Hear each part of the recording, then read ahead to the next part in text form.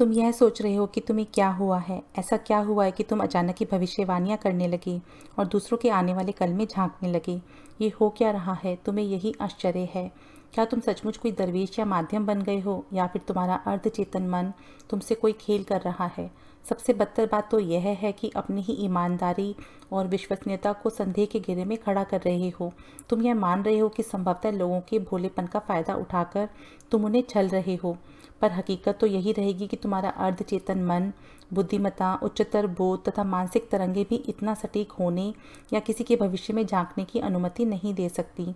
तुम इसे जानते हो, पर सच्चाई को स्वीकारना नहीं चाहते, क्योंकि यह सच उन सभी बातों के विरुद्ध होगा जो तुमने आज तक सीखी हैं, जो उस समाज की देन है जो अंधविश्वासी धारणाओं, संकीर्ण मानसिकता व आत्मकेंद्रित स्वभाव का मारा है।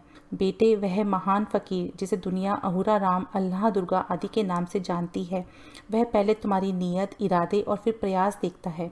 बच्चा, सफलता बड़ी कार्मिक होती है। इसका योग्यता, बुद्धिमत्ता या प्रदर्शन से कोई लेन देन नहीं होता। तुम कोई बहुत अच्छे नायक या खिलाड़ी हो सकते हो, पर तुम्हें भी अवसर चाहिए, तुम्हें एक मंच चाहिए, किसी का सहारा चाहिए, तुम्हें प्रचार चाहिए, और सबसे महत्वपूर्ण बात यह है कि तुम्हें अपने कार्मिक योजना में सफल होना होगा। इन सब कामों को करना ही होगा, किंतु ईश्वर यह सब नहीं देखता। वह मंशा, स्नेह, त्याग व प्रयास देखता है। याद रखो कि इस तरह धीरे धीरे तुम्हारे लिए सफलता सुनिश्चित हो जाती है। तुम्हारी मंशा सबसे अधिक महत्व रखती है। एक डॉक्टर रोगी की निगरानी के लिए दिन रात क्यों जागता है? क्या उसका यह व्यावसायिक कर्तव्य है? क्या यह इसलिए है कि वह रोगी के रोग को मिटाना चाहता है? क्या वह पैसे के लिए ऐसा करता है? क्या यह निजी अहम की तुष्टि के लिए है, जो सदैव अपने लिए 100% सफलता दर चाहती है? क्या यह असफलता का भय है? क्या यह रोगी के परिवार के सदस्य की तरह सेवा करने का भाव है? क्या यह अपने सहकर्मियों को प्रभावित करने के लिए है?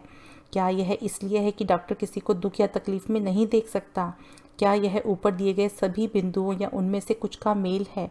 या फिर डॉक्टर अपने घर के माहौल से नाखुश होकर अस्पताल या क्लिनिक में ही समय बिताना चाह रहा है, ताकि संघर्ष व अवसाद से बच सके? रुद्र, मेरे बेटे, वह महान फकीर सबसे पहले इंसान की मंशा देखता है। याद रखो कि डॉक्टर भले ही किसी भी कारण से अपने काम के लिए वचनबद्धता दिखाता है, जब तक वह रोगी का इलाज कर रहा है उसका कर्तव्य पूरा हो रहा है। यही सबसे पहला और अहम बिंदु है। कोई डॉक्टर रोगी की उपेक्षा करे या उसके नुकसान व मौत का कारण बन जाए, उससे बेहतर होगा कि वह जिम्मेदार डॉक्टर के रूप में पैसे के लिए मरीज की देखभाल करे और उसे चंगा कर दे। पैसा कमाने के लिए काम करने में कोई बुराई नहीं है, यदि वह काम किसी की बेहतरी और भलाई के लिए हो रहा है। इसके अतिरिक्त यदि डॉक्टर उन पैसों में से परोपकार के लिए भी कुछ धन बचाकर रखता है, तो भी उसकी मंशा अच्छी है। वह जितना कमाएगा उतना ही दान देगा। इस तरह उसकी यह प्रवृत्ति प्रकृति चक्र में योगदान देती है। खास बात यह है कि व्यक्ति की मंशा व प्रयास सर्वाधिक मायने रखते हैं। परिणामों की बात तो बहुत बाद में आती है। हम तो यह देखते हैं कि तुम चाहते क्या थे। तुम हमेशा से ही दूसरों की सेवा करना चाहते थे। इस तरह तुम्हारी ताकत, कमजोरियों और मानसिक अवस्था को भांपने के बाद हमने तय किया कि तुम्हें उच्चतर शक्तियों के लिए माध्यम के रूप में चुने, ताकि तुम मानव जाति की सेवा कर सको, प्रकाश का प्रसार कर सको। यात्रा के दौरान चुने गए रास्ते पर सुरक्षित रूप से चलना व प्रकाश के स्रोत की ओर बढ़ना कहीं मायने रखता है। भले ही तुम एक मीडियम हो, कोई कलाकार हो, मिस्त्री हो, शिक्षक हो या फिर वैश्या, इस बात से कोई अंतर नहीं पड़ता। एक वैश्या, हाँ, एक वैश्या भी तो इंसान ही होती है। उसके अपने कर्म हैं, तो प्रायः उसे किसी न किसी विवशता के कारण यह धंधा अपनाना पड़ता है। हमारे देश में अधिकतर महिलाएं या तो निर्धनता या फिर किसी और मजबूरी से इस काम को अपनाती हैं। या तो उन्हें अपने परिवार का पेट भरना होता है, या उन्हें इस धंधे में जबरन बिठा दिया जाता है और वे चाहकर भी इससे बाहर नहीं निकल सकती। इसका अर्थ यह नहीं कि वे ईश्वर की संतान नहीं हैं। जब तक मनुष्य ईश्वर के पथ पर अग्रसर रहता है, जब तक वह उस प्रकाश के पथ पर चलने की इच्छा रखता है, वह व्यक्ति सही है, क्योंकि अपनी उचित नियत व इरादे के साथ वह पहले से ही सही रास्ते पर है। हम उसे परखने वाले कौन होते हैं? केवल फकीर को ही यह फैसला करने दो। कर्म और भाग्य बड़ी कड़ी परीक्षा लेते हैं। भले ही कोई डॉक्टर हो, योगी हो या फिर कोई वैश्या, भगवान सबसे पहले देखते हैं कि वह प्रकाश के पथ पर चल रहा है या नहीं। बाकी सब बातें बाद में आती हैं।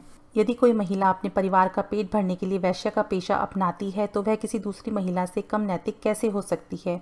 हाँ, यदि वासना, ताकत या फिर आसानी से पैसा कमाने की नीयत से उसने यह पेशा अपनाया है, तो बात एक अलग मोड़ ले लेती है। पर अगर उसके पास कोई और चारा नहीं है और वह एक अच्छे इंसान की तरह यह काम करते हुए अपने परिवार को सहयोग देती रहती है, तो तुम्हें क्या लगता है कि स्वर्ग के राज्य में उसे प्रवेश नहीं मिलेगा या उसे वहाँ से निकाल दिया जाएगा? नहीं, कभी नहीं। वैश्यावृत्ति का नाता तो आत्मा से है, चाहे कोई वैश्या हो या राजनेता, अध्यापक हो या गृहिणी। जब कोई व्यक्ति अपनी आत्मा का समझौता कर लेता है तो यह वैश्यावृत्ति कहलाती है। शरीर इतने मायने नहीं रखता, इसके मायने बहुत ज़्यादा नहीं हैं, आत्मा ही सबसे अधिक महत्व रखती है। तभी तो चाहे तुम कोई माध्यम हो या वैश्या, उचित व प्रकाश मार्ग पर चलने की इच्छा ही सर्वाधिक महत्व रखती है। भले ही तुम्हारा पेशा कोई भी हो, अगर तुम्हारा दिल साफ है और विचार नेक है तो इससे कोई अंतर नहीं पड़ता कि तुम क्या कर रहे हो। चाहे तुम जो भी कर रहे हो, जब तक तुम एक नेक इंसान बनने की कोशिश करते हो, किसी का दिल नहीं दुखाते, प्रकाश के पथ पर चलने का पूरा प्रयास करते हो, तो सब ठीक है। हो सकता है कि कोई व्यक्ति अल्लाह का बंदा कहा जाता हो सकता है कि वह विषय वासनाओं से परे हो गया हो, पर यह भी तो हो सकता है कि वह दुनिया के सामने अपने भोलेपन या नेक होने का दिखावा कर रहा हो, और यह करने के साथ साथ वह सारा दिन शारीरिक वासनाओं की पूर्ति के सपने संजोता हो। हम ऐसे व्यक्तियों को प्रकाश पथ के कर्मचारियों की सूची में बहुत ऊपर नहीं रखते। मेरे बच्चे, एक व्यक्ति की मंशा, प्रेम व स्नेह ही ईश्वर के लिए महत्वपूर्ण है और आत्मा के लिए सबसे श्रेष्ठ पोषक है। हाँ, ऐसे भी कुछ लोग होते हैं जो दिन भर ना चाहने के बावजूद ऐसे विचारों से घिरे रहते हैं। वे चाहते हैं कि यह सब ना सोचें, किंतु दुर्बलता उन पर हावी हो जाती है। वे सही मायनों में प्रकाश के पथ पर चलना चाहते हैं, नेक रास्ता अपनाना चाहते हैं, किंतु भटकने पर उन्हें दारुण दुख सहना होता है। बेटा, ईश्वर की ये संतानें भी प्रकाश पथ पर हैं। स्वर्ग उन्हें उनकी मंशा व नेक कामों के कारण परखते समय नरमी बरतता है, क्योंकि वह जानता है कि वे अपनी कमियों से ऊपर उठने की कोशिश कर रहे हैं। बेटा, तभी तो कहता हूँ कि तुम कभी किसी की परख मत करो, निंदा आलोचना मत करो, बहस मत करो, केवल सकारात्मक समर्पण के साथ शांति और विनम्रता रखते हुए चलो। अब तुम्हारे जीवन व माध्यम के तौर पर तुम्हारे जीवन के बारे में बात करते हैं। माध्यम बनने की यात्रा के दौरान मनुष्य को कुछ बातें कभी नहीं भूलनी चाहिए। सबसे अहम बात तो यह है कि तुम एक पात्र हो, एक यंत्र, जिसमें से दिव्य ऊर्जा व प्रकाश का निरंतर प्रवाहित होना है। माध्यमों के द्वारा जितने भी चमत्कार होते हैं वे केवल ईश्वर की दैवीय योजना के कारण ही होते हैं। कोई चैनल या माध्यम किसी पात्र या यंत्र से अधिक नहीं है। चाहे तुम आरोग्य का माध्यम हो या लोगों को उनका भविष्य बताते हो, माध्यम को यह कभी नहीं भूलना चाहिए कि वह स्वयं यह कार्य नहीं कर रहा, उसके माध्यम से इसे करवाया जा रहा है। बेशक आरोग्य व भविष्य कथन की स्पष्टता व शुद्धता के लिए आवश्यक है कि माध्यम हमेशा ईश्वर की ऊर्जा व ईश्वर के साथ तालमेल बनाए रखे। बांसुरी पूरी तरह से शुद्ध हो और इसके एक भी छेद में बाधा नहीं होनी चाहिए। यह पूरी तरह से सही आकार, कंपन, रंग, गति व गहराई वाली होनी चाहिए, ताकि ईश्वर इसमें फूंक कर दिव्य संगीत उत्पन्न कर सके। माध्यम ईश्वर की ऊर्जा से भरपूर हो, अहम से रहित मन में हमेशा वह दिव्य नाम ही गूंजना चाहिए। जब वे अवस्था आती है तब बिना किसी बाधा के पूरी तरह से सुर में दिव्य संगीत बजता है। तुम एक पियानो की तरह हो, दिव्य ऊर्जा संगीत है और वह ईश्वर ही सबसे बड़ा संगीतज्ञ है। पियानो को एक पल के लिए भी अपने भीतर से निकल रहे संगीत का श्रेय नहीं लेना चाहिए, क्योंकि संगीतज्ञ ही इस धुन के लिए उत्तरदायी है। पियानो तो हजारों हैं, किंतु संगीतज्ञ केवल एक है। किंतु हाँ, पियानो को पूरी तरह से सुर में होना चाहिए। यंत्र पूरे आकार में हो, सभी तार सही तरह से कसे हों, ना तो बहुत कसे हों ना ही ढीले हों, क्योंकि यदि पियानो सही आकार में ना हुआ तो अपेक्षित रूप से दिव्य संगीत नहीं निकल पाएगा, क्योंकि पियानो में दोष है। तो मेरे बेटे, यह बहुत आवश्यक है कि माध्यम स्व से रहित हो और दिव्य ऊर्जा से भरपूर हो। पर बाबा, कोई हर समय दिव्य ऊर्जा से भरपूर कैसे रह सकता है? वैसे भी कोई पूरा दिन तो चैनलिंग नहीं करता, तो पूरा दिन अपने आप से दूर रहने की क्या आवश्यकता है? मेरे बेटे, पहले हम इस बारे में चर्चा करेंगे कि किस तरह सारा दिन दिव्य ऊर्जा से भरपूर रहा जा सकता है। बच्चे, तुम जानते हो कि दुनिया का सबसे बदतर सूप और चाय पीने के बावजूद तुम सारा दिन दिव्य ऊर्जा से भरपूर रहते हो। नहीं, ऐसा नहीं होता। तकरीबन समय तो मैं अंदर से दुखी रहता हूँ। किसने कहा कि दिव्य ऊर्जा से भरपूर होने के बाद तुम पीड़ा और संताप से परे हो जाओगे? तुम्हारे शरीर, दिल और दिमाग को दर्द का एहसास नहीं होगा। ईश्वर की हर संतान को साधारण जन की तुलना में कहीं अधिक मानसिक, भौतिक व आध्यात्मिक कष्ट व पीड़ा सहने होते हैं। वे आत्मा की दुविधा से संघर्ष करते हुए मानव जाति के दुखों से पीड़ित होते हैं। उनका भी मजाक उड़ाया जाता है, उन्हें भी सताया जाता है। वे भी अपने हिस्से के संदेहों, अंधेरों और अवसादों से होकर गुजरते हैं और इन सब के बावजूद दैवी ऊर्जा से भरे होते हैं। दिव्य ऊर्जा से भरपूर होने का क्या अर्थ है? क्या तुम्हें लगता है कि ये ब्रह्मांडीय जगत से बाहर की बात है, जहाँ आकाश से स्वर्गीय प्राणी तुम पर पुष्प वर्षा करेंगे या देवदूत तुम्हारे लिए मधुर स्वरों का संगीत प्रस्तुत करेंगे? मेरे बच्चे, दिव्य ऊर्जा से भरपूर होने का अर्थ है कि तुम सदा एक ऐसी तार से जुड़े हो जिससे निरंतर जीवन शक्ति प्रवाहित होती है। उसी में सारे सवाल और जवाब समाये हैं। वही तुम्हें अंधकार से बाहर लाएगी और उन्हें बाहर लाने में मदद करेगी जो अंधकार में खोए हैं। दिव्य ऊर्जा से भरपूर होने का अर्थ है कि तुम अपने अहम और अपने आप से भी मुक्त हो। जैसा कि मैंने तुमसे पहले कहा कि तुम्हारी आत्मा में केवल एक का ही अस्तित्व है, एक ही शब्द का स्थान है, मैं या तुम। तुम्हारी आत्मा में केवल कोई एक ही रह सकता है। यहाँ मैं शब्द का अर्थ व्यक्तिगत अहम से है, जो उलझी इच्छाओं, स्वकेंद्रित मांगों, छोटी वर्जनाओं व आडंबर में मगन है, और तुम शब्द का अर्थ है ईश्वर। सो मेरा बच्चा, जो मरना तो चाहता है पर अभी तक जीने का तरीका भी नहीं खोज सका, तुम्हारी आत्मा में किसका स्पंदन है, तुम्हारा या ईश्वर के प्रति स्नेह का? अपने बच्चों के वियोग में तड़पने वाले मेरे बेटे, तुम किसी अनिष्ट की वेदना से पीड़ित हो, तबाह व बर्बाद होने की वजह से शांति से नहीं जी पा रहे। पर बच्चे, अगर मैं अपनी बाजू काट लूँ तो मुझे रक्त भी निकलेगा और पीड़ा भी होगी।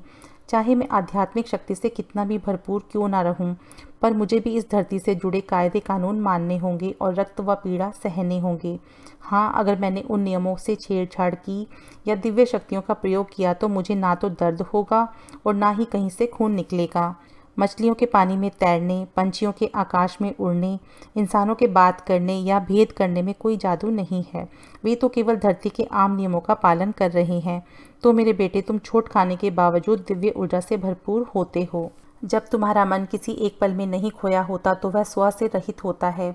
जब तुम पल में नहीं हो तो इसका मतलब है कि तुम साईं बाबा का नाम ले रहे हो, तुम मेहर बाबा का नाम ले रहे हो, तुम कोई मंत्र पाठ कर रहे हो, तुम जोत को देखते हुए मेरे बारे में सोच रहे हो, तुम देवी की प्रार्थना कर रहे हो, तुम इस्लाम की आयतें पढ़ रहे हो। तुम ना तो स्वयं को दुख देने वालों के खिलाफ साजिशें रचते हो और ना ही उनके पास लौटकर उन्हें मज़ा चखाने की योजनाएं बनाते हो। तुम किसी को भी नुकसान नहीं पहुंचाना चाहते। तुमने कभी किसी को नुकसान पहुंचाने की कोशिश तक नहीं की। तुमने लोगों को सताने की योजनाएं नहीं बनाई और ना ही कभी उनके लिए अफवाहें फैलाई। तुम अपनी ही दुनिया में अपने संगीत, किताबों, टीवी, सिगरेट, शराब और ईश्वर के साथ रहते हो। तुम दूसरों के साथ पूरे आदर मान से बात करते हो, किसी को भी नीची निगाह से नहीं देखते। तुम ज़रूरतमंदों की मदद करना चाहते थे। तुम पूरा दिन दिव्य ऊर्जा से भरपूर रहते हो। तुम जितना अपने गुरु का नाम जपते हो, जितना समय ध्यान व प्रार्थना को देते हो, उतना ही स्वयं को देवीय आत्मा में सरोबार करते जाते हो और इस तरह तुम एक स्पष्ट व पूरी तरह से लयबद्ध माध्यम बन जाओगे। तुम बड़ी आसानी से ईश्वर की इच्छा को जान पाओगे। वे तुम्हें लंबे समय तक अपना माध्यम बनाना चाहेंगे। पूरे दिन और यहाँ तक कि तुम्हारी नींद के दौरान भी तुम्हें प्रकाश प्रसारित करने के माध्यम के तौर पर इस्तेमाल किया जाएगा। बस तुम्हें इतना ही करना है कि वर्तमान में रहो, अपने गुरु व ईश्वर को कभी ना भूलो। एक बार में एक ही काम करो और उस पर अपना पूरा ध्यान दो। कोई परख मत करो और ना ही किसी फल की इच्छा करो। किसी से किसी वस्तु की अपेक्षा मत रखो। ईश्वर की मर्जी के आगे सकारात्मक भाव से समर्पण कर दो। प्रार्थना करो कि तुम सकारात्मक समर्पण के साथ उनका विवेक, शक्ति, प्रेम व करुणा पा सको। याद रखो कि तुम्हें भगवान की मर्जी व अपने भाग्य के अनुसार ही चलना है। तकरीबन लोग अपने भाग्य को गुस्से व कुंठा के साथ कबूल करते हैं। इससे अनुभव पाने का लक्ष्य ही अधूरा रह जाता है। यह याद रखो कि ईश्वर ने पहले से ही तुम्हारे लिए हर तरह की योजना बना ली है ताकि तुम वृद्धि कर सको। पूरे अनुग्रह के साथ आदान प्रदान करते हुए उनकी रज़ा में ही अपनी रज़ा जानो। याद रखो कि वे वही करेंगे जो तुम्हारे या तुम्हारे प्रिय पात्रों के लिए अच्छा होगा। अब मेरे लिए वह वाहियात चाय ले आओ। रुद्र काफ़ी देर तक बाबा के पैरों की मालिश करता रहा। फिर उसने गहरी सांस लेते हुए आह भरी। उसने अपने दुखदायी अतीत से भरे जीवनों में अवश्य ही कोई नेक काम किया होगा कि उसे बाबा का साथ मिला।